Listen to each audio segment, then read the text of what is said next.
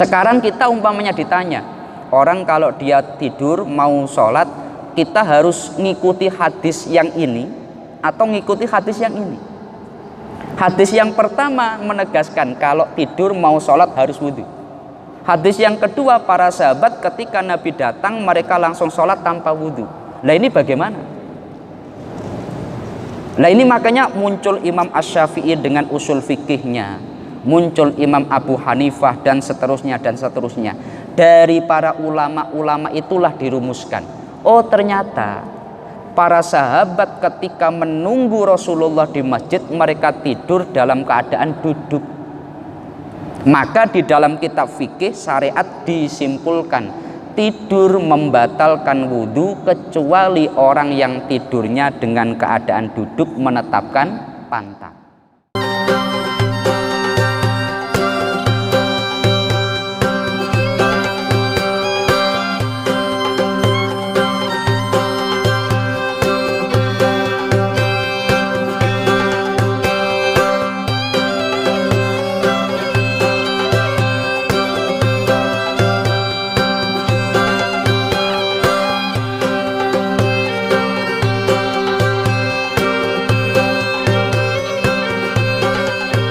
Assalamualaikum warahmatullahi wabarakatuh. Alhamdulillah wa syukrulillah wa bini'matillah la hawla wa la quwwata illa billah. Rabbi syrahli sadri wa yassirli amri wahlul 'uqdatam min lisani yafqahu qawli. Kepada yang kami muliakan segenap jamaah Masjid Agung Batam yang dirahmati Allah Subhanahu wa ta'ala, seperti biasa setelah melaksanakan sholat zuhur, sejenak marilah kita bersama-sama mengikuti kajian tafsir Imam Asy-Syafi'i. Selama kurang lebih 7 menit ke depan, marilah kita bersama-sama niat iktikaf di masjid ini dan niat tolabul ilmi agar duduk kita bersama oleh Allah dicatat sebagai ibadah. Adapun pembahasan kita kali ini sampai pada surat An-Nahl ayat 44. Allah berfirman, bil bayyinati waz zubur wa anzalna ilaika dzikra litubayyina lin-nasi ma nuzila ilaihim wa la'allahum yatafakkarun. Yang artinya, mereka kami utus dengan membawa keterangan-keterangan mukjizat dan kitab-kitab, dan kami turunkan kepadamu Al-Quran agar kamu menerangkan kepada umat manusia apa yang telah diturunkan kepada mereka, supaya mereka berfikir. Di dalam kitab Ar-Risalah, Imam Asy-Syafi'i beliau mengatakan, tidak ada satu masalah yang menimpa seorang penganut agama Allah, melainkan sudah ada petunjuk mengenainya di dalam Al-Quran. Karena Allah berfirman, wa anzalna ilaika dzikra litubayyina lin-nasi ma nuzila ilaihim wa la'allahum yatafakkarun. Ayat yang kita bahas ini menegaskan bahwasanya para rasul itu datang dengan membawa penjelasan-penjelasan dan juga membawa kitab. Dan Allah berfirman kepada Nabi Muhammad, "Hei Muhammad, Aku menurunkan kepadamu Al-Quran dan kamu terangkanlah apa yang diturunkan itu kepada manusia agar mereka semuanya itu berpikir." Maka di sini ada 2 pembahasan. Pertama adalah Allah menurunkan Al-Quran atau kitab. Yang kedua, Rasulullah diberi tugas menjelaskan isi kitab kepada manusia. Oleh sebab itu kalau kita mengkaji dari usul fikih, antara Al-Quran dan hadis, posisi hadis itu sebagai mubayyin, penjelas daripada Al-Quran. Allah menurunkan ayat, Kemudian para sahabat mereka bertanya-tanya, maksud ayat ini apa, hukumnya bagaimana.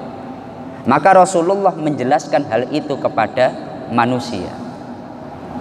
Satu contoh, di dalam Al-Quran ada sekian perintah tentang sholat, tapi tidak disebutkan sholat duhur 4 rakaat, sholat asar 4 rakaat, sholat maghrib 3 rakaat. Kita mengikuti sholat duhur 4 rakaat, sholat maghrib 3 rakaat, isya 4 rakaat, seterusnya, karena itu yang dicontohkan Rasulullah Shallallahu Alaihi Wasallam.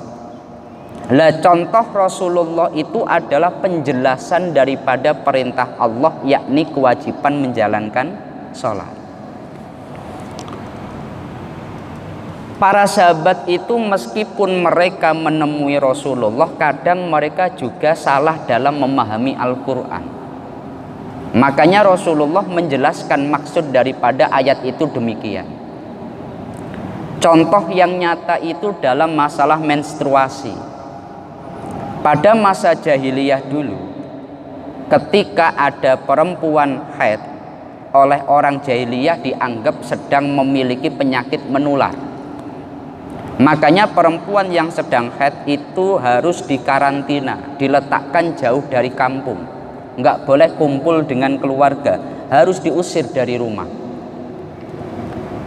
Tapi ketika Rasulullah berada di Madinah, ada orang-orang Nasrani, itu sebaliknya. Orang-orang Nasrani itu ketika istrinya dalam keadaan haid, maka suaminya semakin bernafsu. Maka ketika istri haid itu suaminya malah akan bersenggama dengan istrinya. Orang Yahudi hampir mirip dengan orang jahiliyah.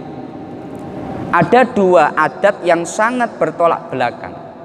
Jahiliyah dengan Yahudi menganggap perempuan yang haid itu seperti hantu, harus jauh dari rumah.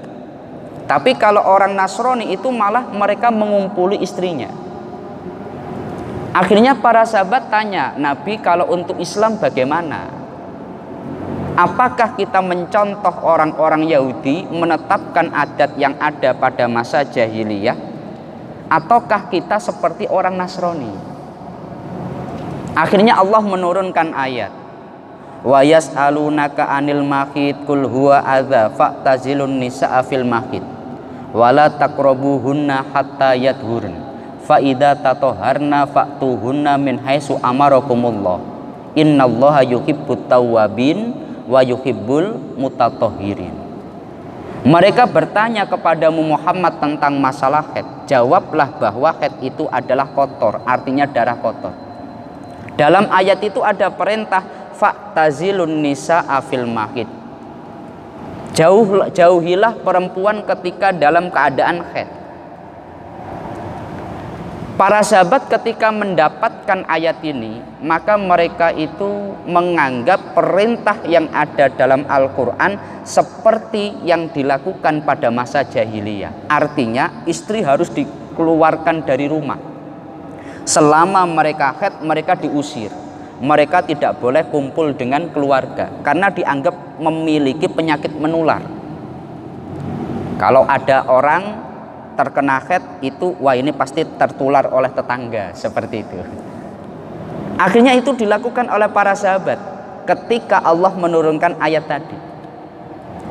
Tapi ada seorang sahabat itu dia betul-betul merasakan kasihan karena pada saat itu musim dingin. Maka mereka datang kepada Nabi, mohon kepada Nabi, mohon maaf, sekarang ini musim dingin, pakaian istri saya tidak akan mampu menahannya dari dinginnya hari ini. Maka Nabi bertanya, loh emangnya istri kamu kenapa? Loh istri kami usir dari rumah karena sedang haid. Loh, Nabi kaget. Perintah Al-Quran tidak seperti itu. Perintah Al-Quran itu maksud daripada fa'tazilun nisaa fil mahid, Nabi menjelaskan isna'u kulla say'in illan nikah. Lakukan semua seperti biasa, yang penting jangan senggama. Melalui hadis ini para sahabat akhirnya ngerti, oh ternyata maksud Al-Quran seperti itu. Yang dimaksud menjauhkan istri saat dalam keadaan haid itu bukan berarti dia diusir, tetapi yang penting tidak senggama. Hampir semua sahabat salah dalam memahami Al-Quran.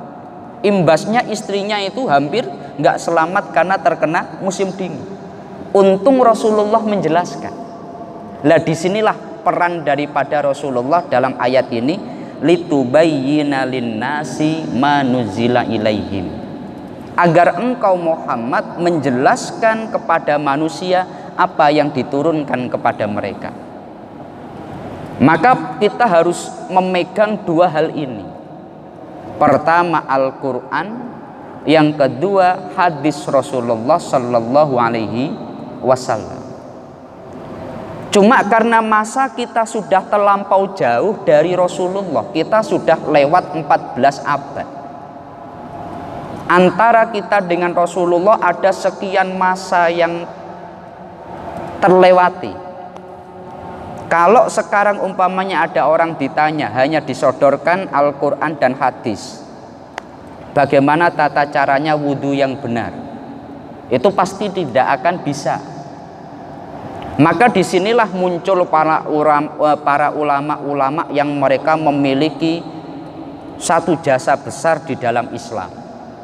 Contohnya Imam Asy-Syafi'i, Imam Hanafi, Imam Malik, Imam Ahmad bin Hambal yang merumuskan setiap hukum-hukum di dalam Islam berdasarkan Al-Quran dan hadis.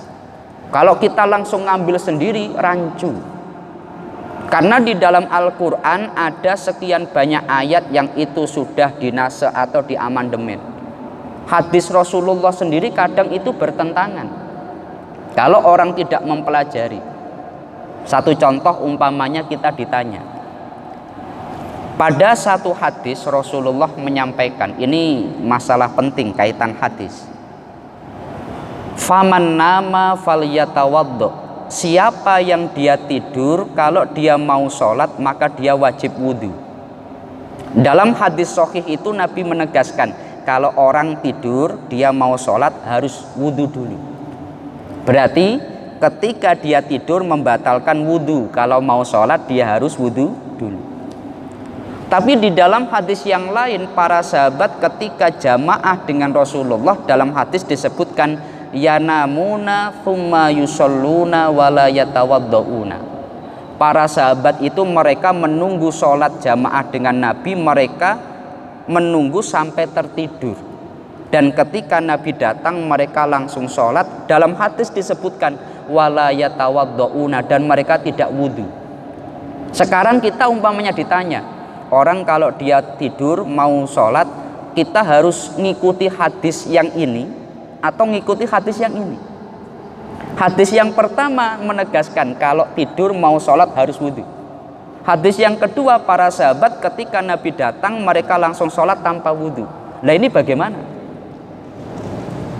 Nah ini makanya muncul Imam Asy-Syafi'i dengan usul fikihnya, muncul Imam Abu Hanifah dan seterusnya dan seterusnya. Dari para ulama-ulama itulah dirumuskan, oh ternyata para sahabat ketika menunggu Rasulullah di masjid mereka tidur dalam keadaan duduk.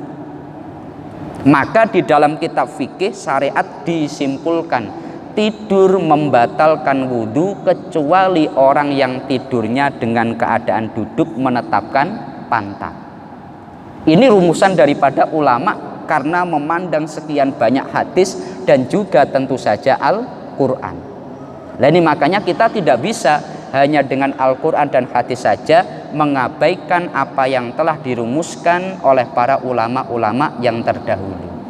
Nah ini semoga bisa memberikan pencerahan, memberikan sedikit ilmu kepada kita semuanya.